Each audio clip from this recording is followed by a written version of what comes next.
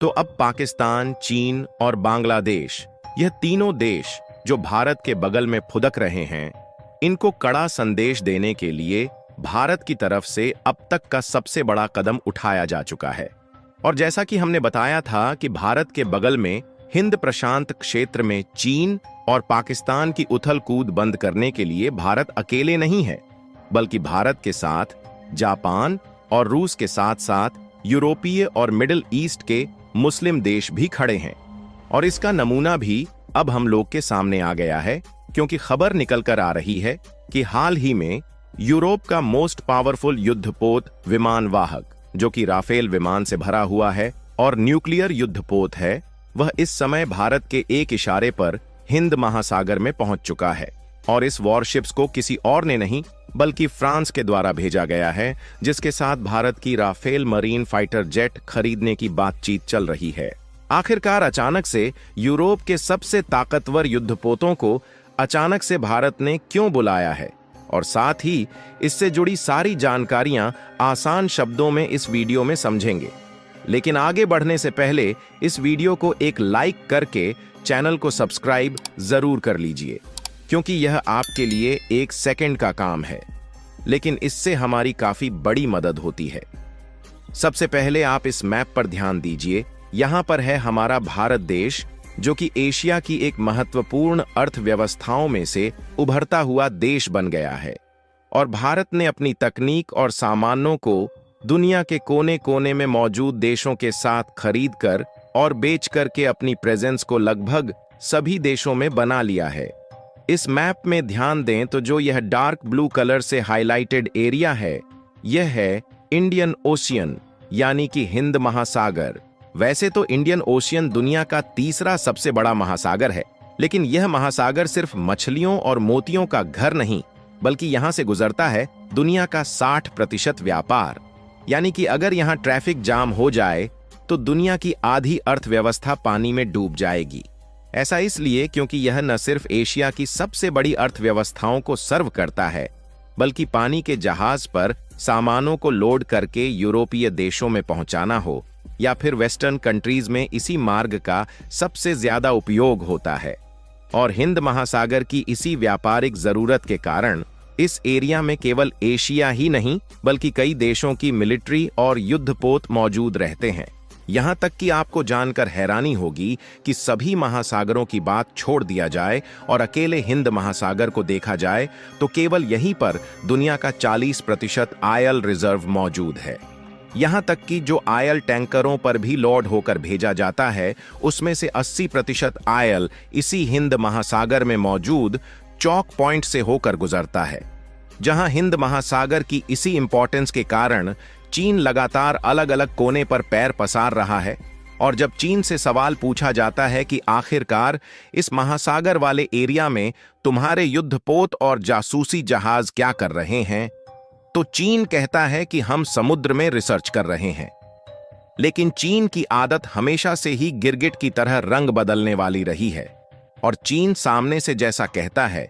पीठ पीछे वैसा बिल्कुल भी नहीं करता। और चीन की हरकतों पर नजर डाली जाए तो यह बात मालूम चलती है कि यहां पर चीन रिसर्च कम कर रहा है, बल्कि अपनी नौसेना की मुर्गी यानी कि build and road initiative door बिछाकर हिंद महासागर में बड़ी ही चालाकी के साथ पांव पसार रहा है। क्योंकि चीन हर पोर्ट को अपने नाम करने की कोशिश कर रहा है, जैसे कि कोई स्कूली बच्चा अपने बैग पर स्टिकर लगाता है। लेकिन हमारा भारत भी इंडिया और बगल में मौजूद ओशियन भी इंडियन, इसलिए भारत कहता है कि सागर में हर किसी की एंट्री फ्री है, लेकिन दबंगई नहीं चलेगी। अपनी सागर नीति security and growth for all in the region के तहत भारत पड़ोसियों के साथ मिलकर यहां सशक्त मौजूदगी बनाए रखता है। कहने का मतलब यह है कि हिंद महासागर एक हाईवे की तरह इस्तेमाल किया जाता है, इसलिए बिना इस रास्ते का उपयोग किए तो किसी का काम चलने वाला नहीं है। इसे ऐसे समझिए कि हिंद महासागर दुनिया का भू राजनीतिक थाली है, जिसमें दुनिया के लगभग सभी देश अपनी अपनी अलग अलग रेसिपी लेकर आते हैं और अपनी जरूरत के हिसाब से अलग अलग तरीके से इस्तेमाल करते हैं। लेकिन क्योंकि यह थाली तो भारत की ही है, इसलिए रेसिपी में नमक कितना कम या ज्यादा रहेगा इसे भारत तय करेगा। फिर भी ज्यादातर देश तो भारत के साथ मिलजुल कर साझेदारी के साथ इस समुद्री एरिया में काम करने के लिए तैयार हैं, लेकिन चीन कुछ ज्यादा ही चालाकी दिखाने की कोशिश कर रहा है और वह चाहता है कि थाली में नमक भारत के हिसाब से नहीं बल्कि उनके हिसाब से हो, जिसमें चीन अकेले नहीं चल रहा बल्कि बांग्लादेश और पाकिस्तान को भारत के खिलाफ और भी ज्यादा भड़काकर साथ में लपेट कर चल रहा है।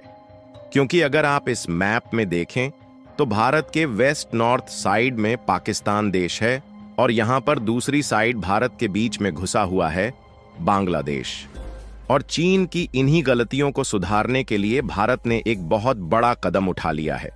जिसमें खबर निकल कर आ रही है कि चीन पाकिस्तान और बांग्लादेश की चिंता बढ़ने के लिए हिंद महासागर के क्षेत्र में यूरोप की सबसे पावरफुल न्यूक्लियर वॉरशिप्स ने एंट्री मार लिया है और भारत के करीब गोवा में पहुंच चुका है। आपको बता दें कि इस वॉरशिप्स का नाम है चार्ल्स डी गॉल, जो कि दोबारा भारत में 40 सालों के लंबे गैप के बाद आया है और इसे फ्रांस के द्वारा भेजा गया है।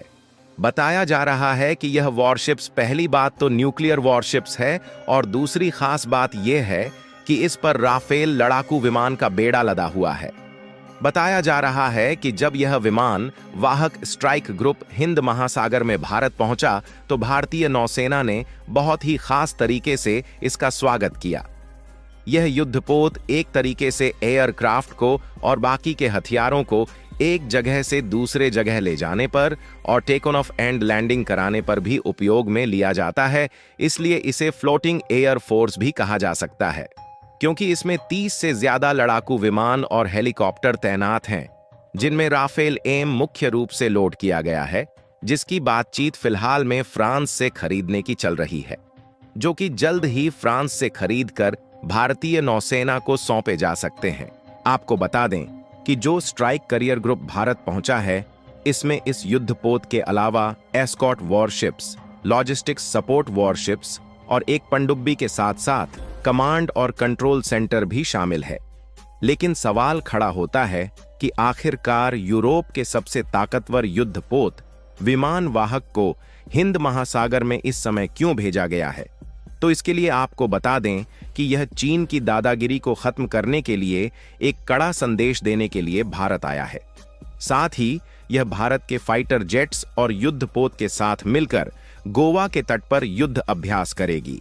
जिसमें खासकर भारत की नौसेना शामिल होने की बात कही जा रही है और इस युद्ध अभ्यास में फ्रांस के इन युद्धपोत और हथियारों को चलाने के लिए ट्रेन भी किया जाएगा। साथ ही जो राफेल मरीन फाइटर जेट है, उनको भी चलाने के लिए भारतीय नौसेना ट्रेंड होगी, ताकि जब हम राफेल मरीन फाइटर जेट को खरीदे तो दोबारा से इसकी ट्रेनिंग लेने की जरूरत ना पड़े। फिलहाल चीन को कड़ा संदेश देने के लिए भारत की तरफ से उठाए गए इस कदम के बारे में आपका क्या सोचना है, अपनी राय कमेंट में जरूर बताएं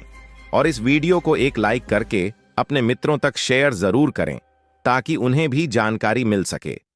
इसी तरह और भी नॉलेजेबल वीडियो देखने के लिए चैनल को सब्सक्राइब करके बेल आइकन को ऑल पर जरूर सेलेक्ट करें। जय श्री राम।